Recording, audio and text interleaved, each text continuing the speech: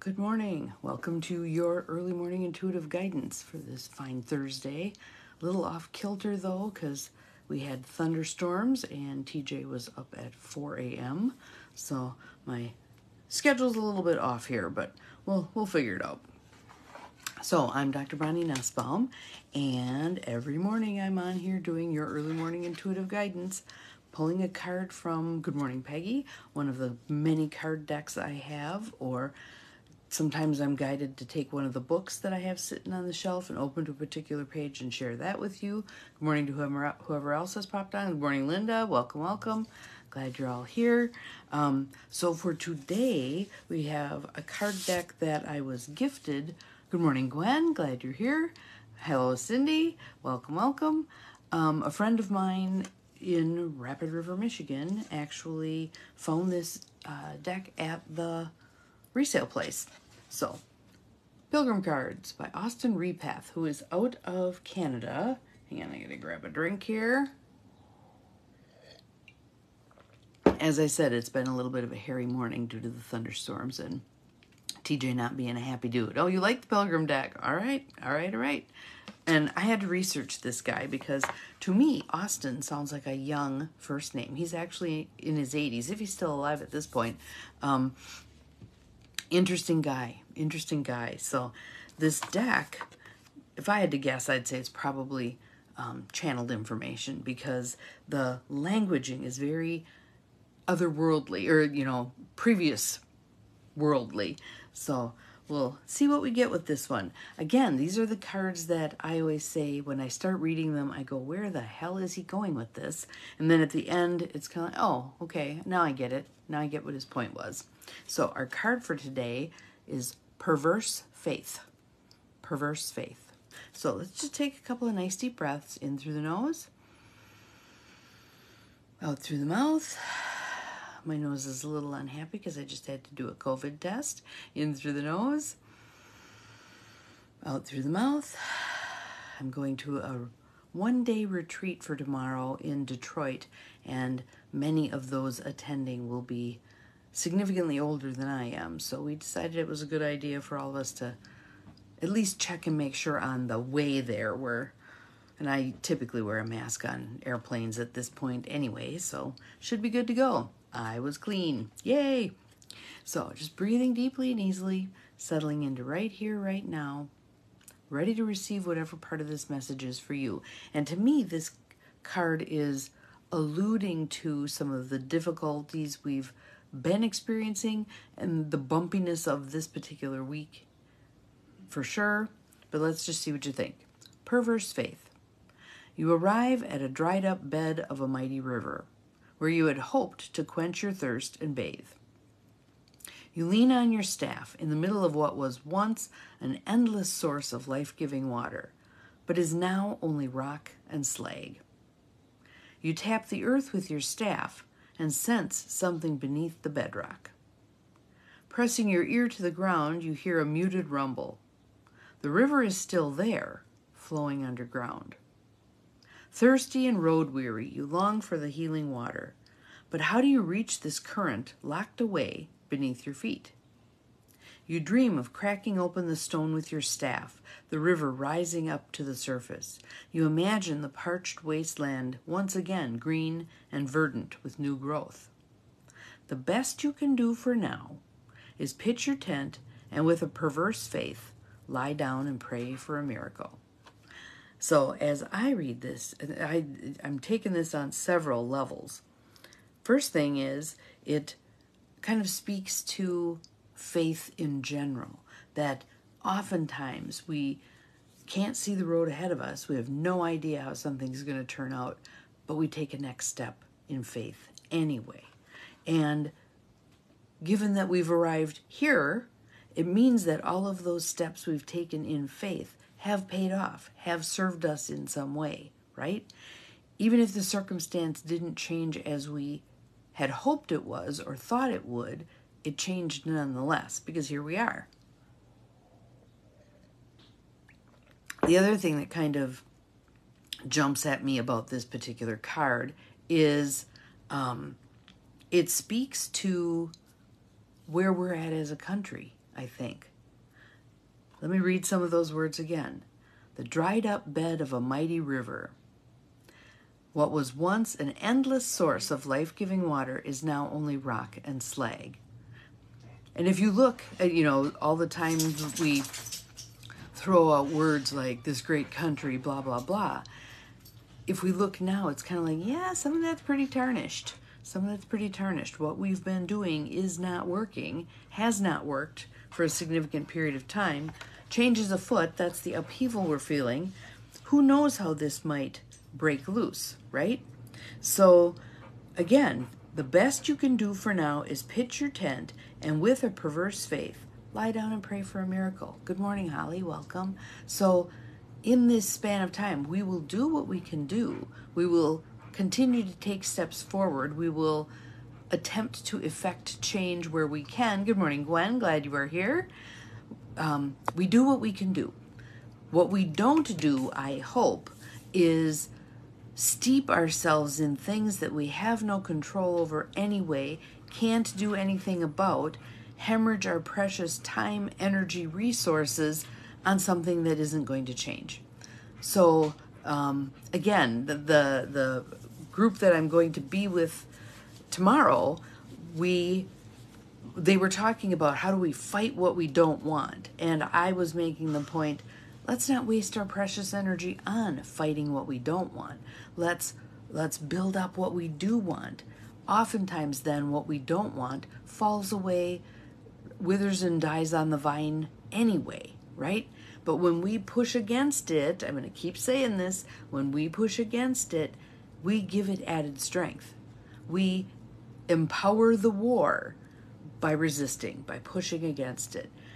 If we instead focus on what do we want and how do we put that into place, we're going to end up in a much better spot. So this is repeating a lot of yesterday's message when I shared about Mother Teresa, who said, if you have an anti-war rally, don't invite me. If you have a pro-peace rally, I will be there. Okay?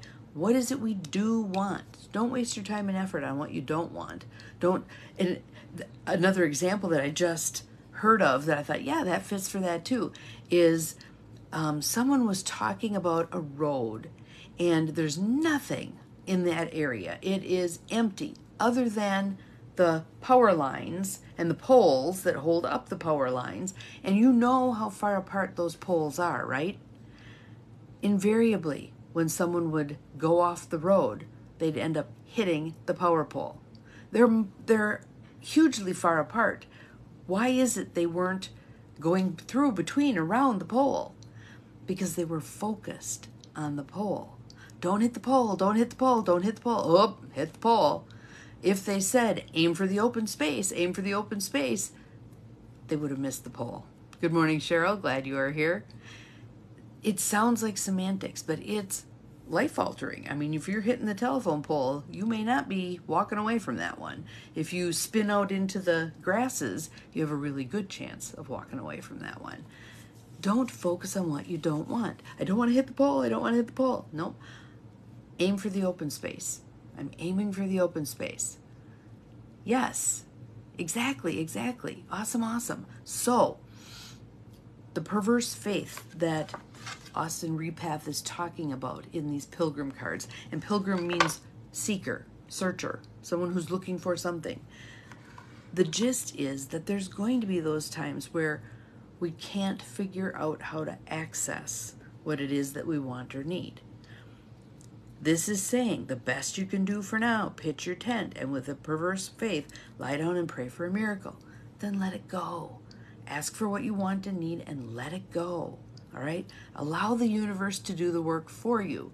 I know there was a whole movement at one point about being as clear as possible about what you wanted. I want this particular vehicle, this year, this interior color, that exterior color, these bells and whistles as clearly as you could. Fine, but don't lock yourself into that. Do this or something better. This or something better. Because again, good morning, Mette. Glad you are here. Welcome. Our processor can get locked onto it has to be exactly like this, and something better gets presented, and we're like, no, no, can't do that because I'm waiting for this. Allow, open yourself to receive and accept even better than what you were aiming for. I was talking about that. I did a little thing where I was talking about how we self-limit. It's actually a thing I'm going to present at this retreat tomorrow, and the gist of it is that we as a group need to be in an open mindset, a how can we mindset instead of a we can't.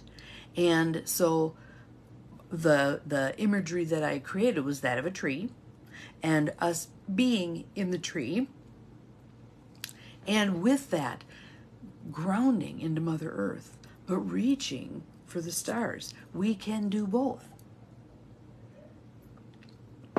Instead of this either or thing that we get into, and expanding, thinking bigger, allowing. Yep, Holly's saying the cards from Fran this week were trust the universe and expect miracles. Yes, yes, yes. And there's everyday miracles. There are everyday miracles. When you're in a traffic jam and you say, I have no idea how I'm going to get out of this, eventually things start moving again, don't they? When you've got a project to get done and you're like, I can't do this in this amount of time, you do what you can, then you pitch your tent and pray for the miracle, right? And somehow things get done. Somehow what you need shows up. Somehow what you're asking for gets accomplished in some way or another. It might be that you're then led to something different, something better. So let's say I'm going to make something up here. Let's say I'm aiming to make $100,000 this year through this particular vehicle. And all of a sudden this other vehicle shows up and I make $250,000. Get out of your own way. Get out of your own way. We are so good at getting in our own way. If we could even just pause and say, when the I can't comes out of my mouth, pause and say, well, maybe how could I? How could I? What would I need? Who would need to show up? What would allow this to unfold? And miracles do happen. So there's the story, I'm trying to remember, it's Juan Diego. Anyway, he was up in the mountains, and I'm trying to remember which deity appeared to him, but implored him to build a church to honor her. And when he was trying to communicate with the powers that be about, we need to rebuild this church because it had been destroyed by invaders, they weren't hearing him. They weren't picking up. So he actually showed them a miracle. Her image appeared inside his cloak.